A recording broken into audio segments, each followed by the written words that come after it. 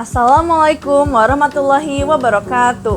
Halo semuanya, sebelumnya perkenalkan, nama saya Alona Zalfa Salima dari kelas 12 MIPA 6. Jadi, pada kesempatan kali ini, saya akan melakukan percobaan Oersted menggunakan barang-barang dan alat bahan yang ada di sekitar saya.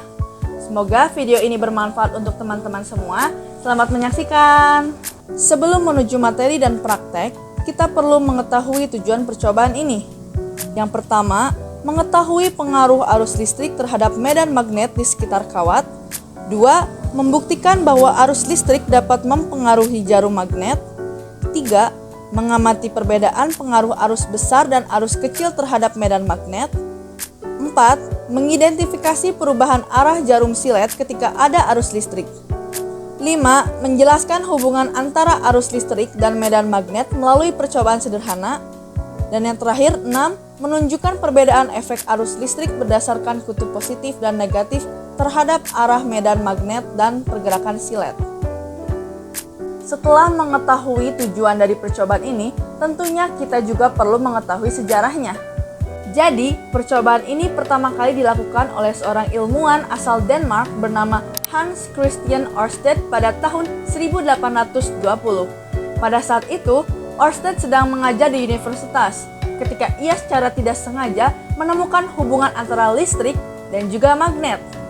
Ketika Ørsted mengalirkan arus listrik melalui kawat dan menempatkannya di dekat jarum kompas, ia melihat bahwa jarum kompas tersebut bergerak.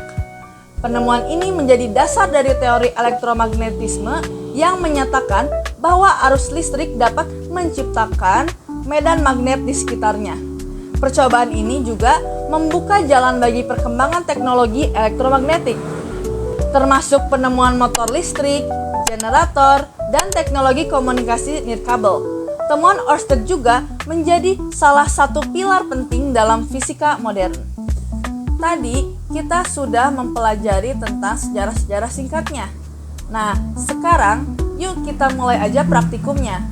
Apa sih alat dan bahan yang perlu disiapkan? Jadi yang pertama, kita memerlukan 1 buah gelas berisi air, lalu 2 buah baterai, 1 baterai ukuran D dengan arus besar, dan 1 baterai ukuran AA dengan arus kecil. Lalu ada 1 buah kawat tembaga sepanjang 40 cm, 1 buah silet, 1 buah gunting, dan 1 buah selotip. Mari kita mulai praktikumnya. Yang pertama, siapkan semua alat dan bahan. 2. Letakkan silet di atas permukaan air. Jangan sampai tenggelam. Ujung kutub akan langsung menghadap ke arah utara dan selatan. 3. Tempelkan ujung-ujung kawat ke kutub positif dan negatif baterai. Lalu, rekatkan dengan selotip. 4. Arahkan kutub positif pada baterai sejajar dengan kutub utara pada silet. Lalu, dekatkan kawat tembaga pada silet. Amatilah perubahan arah pada silet. Maka, silet akan menyimpang ke arah kanan atau timur. 5. Arahkan kutub positif pada baterai sejajar dengan kutub selatan pada silet. Lalu, dekatkan kawat tembaga pada silet. Amatilah. Maka, silet akan menyimpang ke arah kiri atau barat.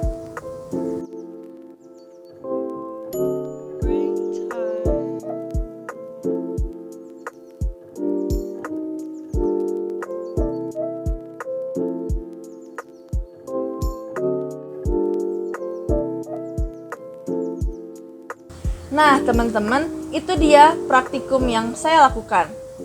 Dari percobaan ini dapat disimpulkan bahwa arus listrik yang mengalir melalui kawat tembaga menciptakan medan magnet di sekitarnya. Medan magnet ini menyebabkan pergerakan silet di atas air yang bertindak sebagai jarum kompas sederhana. Semakin besar arus yang dialirkan, semakin kuat medan magnet yang terbentuk. Besar arus yang mengalir. Baterai ukuran AA menghasilkan arus yang lebih kecil dibanding baterai ukuran D. Baterai ukuran D mampu menghasilkan arus yang lebih besar sehingga medan magnet yang dihasilkan lebih kuat.